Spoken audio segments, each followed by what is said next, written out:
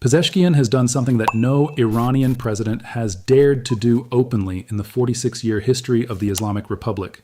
He has publicly declared war on the IRGC, not metaphorically, not through diplomatic language carefully wrapped in plausible deniability. Directly, forcefully, and on the record. He called the IRGC's attacks on the UAE completely irresponsible. He used the word madness. He demanded an emergency meeting. He called for the return of executive authority to civilian governance. And the IRGC's response to the sitting president of Iran was to look him in the eye and say no. That rejection, that single word from generals who answer to no elected official, who have never answered to any elected official, may have just cracked the Islamic Republic open from the inside at the exact moment the Arab world is closing in from the outside. And what makes this moment genuinely unprecedented is not just that Pezeshkian pushed back, it's the timing. He was pushing back at the precise hours that the IRGC was launching missiles at the UAE, firing on commercial ships, and escalating in ways that the sitting government of Iran had not authorized, had not been informed of, and could not stop. The IRGC didn't just ignore the president. They humiliated him in front of the entire world while he was on the phone trying to save the negotiations. Today we are going to break down exactly what happened and why it matters more than anything else in this conflict right now. We are going to walk through the internal fracture inside the Iranian regime, the Arab coalition that is assembling in response with a military capability that most Western analysts have consistently underestimated, the three scenarios that military planners in Riyadh, Abu Dhabi, and Washington are wargaming right now, and the 40-year strategic miscalculation that brought Iran to this exact breaking point. Because the story of how Iran ended up here, cracked on the inside, besieged on the outside, with no navy left and no conventional force capable of stopping what's coming, did not start on May 4th. It started 4 decades ago, and Iran burned every bridge it had built in a single night. Let's start with what actually happened on May 4th, because the sequence of events matters enormously for understanding how deep this fracture runs. According to Fox News reporting from that day, the IRGC characterized its attacks as preemptive. Their argument was that they knew the United States was going to strike anyway, so they decided to move first. That reasoning, whatever one thinks of its military logic, was never cleared through the Iranian presidency. Pezeshkian was not consulted. He was not informed. He found out the way the rest of the world found out, after the missiles were already in the air. According to Iran International's May 5th reporting, Pezeshkian's response was immediate and unambiguous. He described the strikes as completely irresponsible and madness. He warned of potentially irreversible consequences. And then he went further than any Iranian president has gone in living memory. He did not merely criticize the tactics. He questioned the IRGC's entire strategic posture. He demanded that IRGC Commander Vahidi answer for the decision. He demanded that executive authority be returned to civilian governance. And Vahidi, alongside the broader IRGC command structure, refused. Let that register for a moment. The commanders of Iran's most powerful military force rejected a direct order from the country's elected president. This is not a policy disagreement. This is not a factional dispute about budget allocations or cabinet appointments. This is a sitting head of state losing command authority over his own military in real time, in the middle of an active war while the world watches. The rift between civilian governance and the military wing of the Iranian regime has existed for years. Everyone in the intelligence community has known it was there. But it has never been this visible, this open, and this unresolvable before this week. And while that internal fracture was tearing through Tehran, the external consequences of the IRGC's unilateral decision were already landing on the ground in the Gulf. The numbers from the UAE Ministry of Defense tell the story without any commentary needed.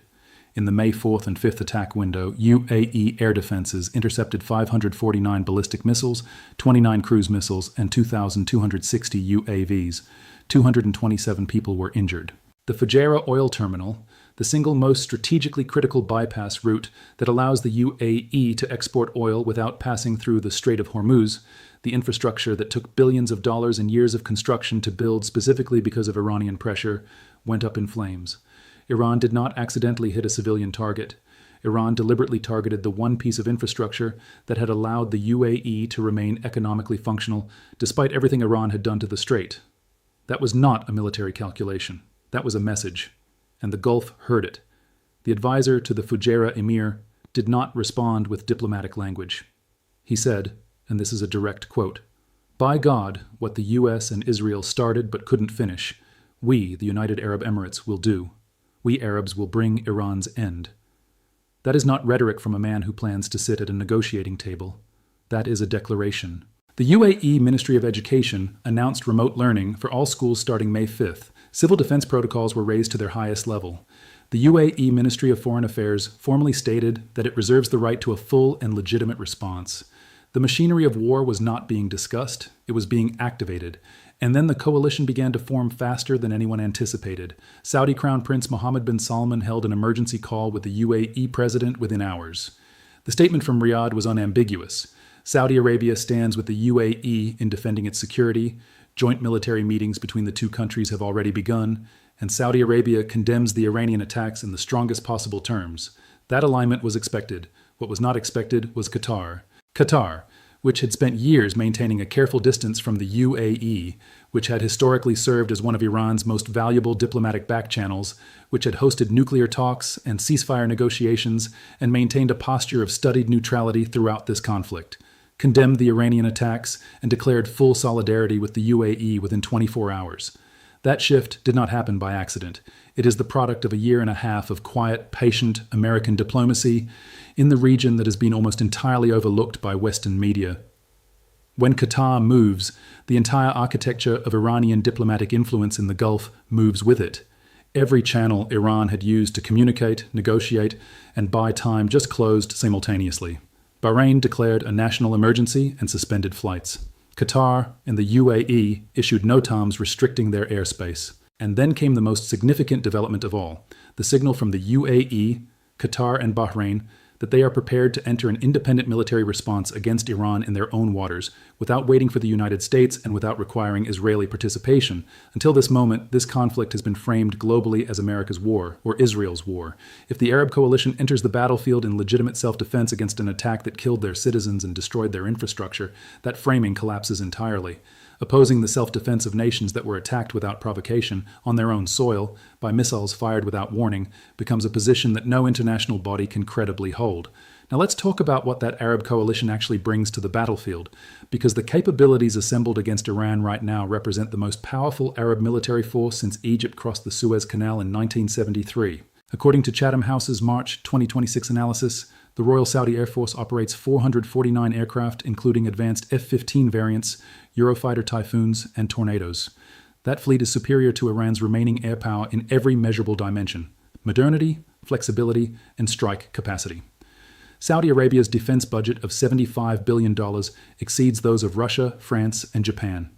The country operates 108 Patriot launchers across 6 battalions, the largest Patriot network outside the United States itself. And since this war began, those systems have intercepted between 75 and 90 Iranian ballistic missiles.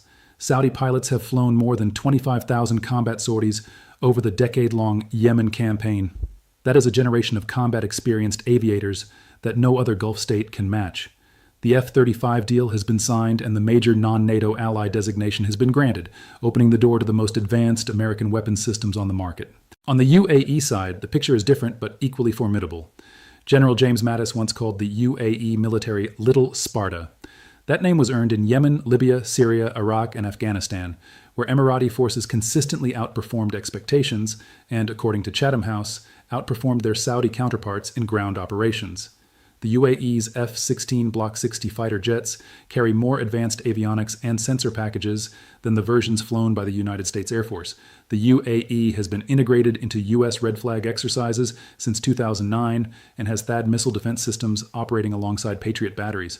And layered on top of all of this existing capability, the Trump administration used emergency authority to bypass congressional review and push through an $8.6 billion arms package delivering Patriot systems, APKWS guided rockets, and advanced radar systems to Qatar, the UAE, Kuwait, and Israel simultaneously. Then there is the dimension that almost no one in Western media has reported on. According to Reuters' April 15th reporting, President Zelensky signed a 10-year drone cooperation agreement with the UAE, Saudi Arabia, and Qatar. More than 200 Ukrainian weapons and electronic warfare experts have been deployed to Gulf training facilities. Counter-drone systems, interceptor drones, electronic warfare packages, and the SkyMap early warning system are now operational across Gulf military networks. Ukraine's institutional knowledge, earned over 2 years of defending against Russian drone swarms, is now directly embedded inside the militaries that are preparing to face Iran's drone doctrine. The asymmetric advantage the IRGC has spent years building may have already been neutralized.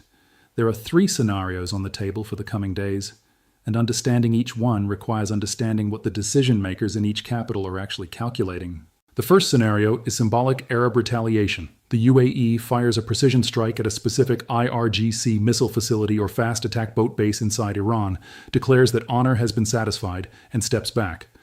The joint Saudi-UAE military meetings happening right now may be stress testing exactly this option. But there is a variable that overrides this calculation, and that variable is called Donald Trump. It is almost certain that Washington has told both Riyadh and Abu Dhabi directly, "Not yet, not independently. The Americans are already strangling the regime through the blockade, and a unilateral Arab strike risks disrupting the sequencing of an operation that is already in motion." The second scenario is the resumption of U.S.-Israeli strikes within the next 24 to 48 hours. CNN sources reported on May 4th that joint strike planning has been reactivated. Israeli forces are on high alert. This time the target set would likely extend beyond the targets hit in Operation Midnight Hammer, potentially including nuclear facilities at Isfahan and military infrastructure at Bushehr. The fact that Iran has already issued evacuation orders for refineries in southern Iran tells you that Tehran believes this scenario is not hypothetical. The third scenario, and this is the one that changes everything permanently, is a coordinated trilateral operation involving the United States, Israel, and the Arab coalition acting in simultaneous concert. UAE and Saudi air power striking fixed targets inside Iran's degraded air defense network. American B-2s and B-1s returning to the target set they already know. Israeli precision assets handling the nuclear dimension. And Gulf naval forces closing the strait from the outside, while American carrier strike groups maintain it from within. Iran's air defenses have already been severely degraded by previous U.S. and Israeli operations. Hitting fixed targets with Saudi F-15S and UAE F-16, Block 60S is now a fundamentally different problem than it was 18 months ago, and as Trump himself stated, all Iran has left are small boats. But to understand why Iran ended up here, you have to go back 40 years. For 4 decades, Iran operated on a single strategic principle in the Gulf. I am not your enemy, I am the enemy of America. Indirect pressure through proxy militias, dialogue through back channels, mediation through Qatar, negotiations through Oman, economic relationships through the UAE. This strategy took 4 decades to build. Iran burned all of it in a single night on March 18th when it struck Qatar's LNG facility, threatened UAE gas infrastructure, and launched missiles at Riyadh. Every potential mediator became an enemy. Every channel of dialogue closed. Every fence-sitting Gulf state made a decision. Qatar, which was hosting U.S.-Iran nuclear negotiations, U.S.-Taliban talks, and Hamas-Israel ceasefire discussions simultaneously, expelled Iranian diplomatic personnel within weeks. Pakistan deployed 15,000 troops to Saudi Arabia.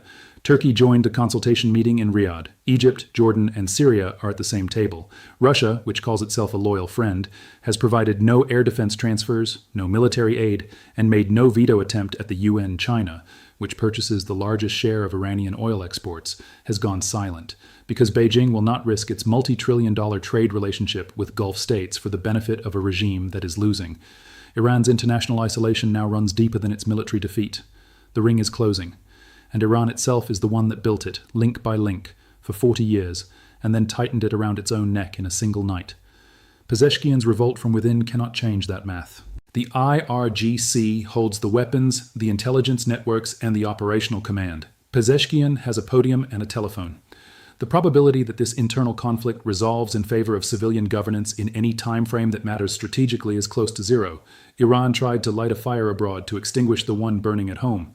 The wind turned, and now Iran stands at the most critical breaking point in its history, fractured from within by a president who finally said, "Stop," surrounded from without by a coalition that has decided it is done waiting. Saudi Arabia's next move will not just determine the outcome of this war, it will determine the shape of Middle Eastern power for a generation. And as Prince Faisal said when asked how many days Iran has left, "I won't be telegraphing that." What do you think happens next? Does Pezeshkian find a way to pull the IRGC back from the edge? Does the Arab coalition move independently? Drop your analysis in the comments below. Subscribe and turn on notifications so you don't miss the next breakdown the moment it drops.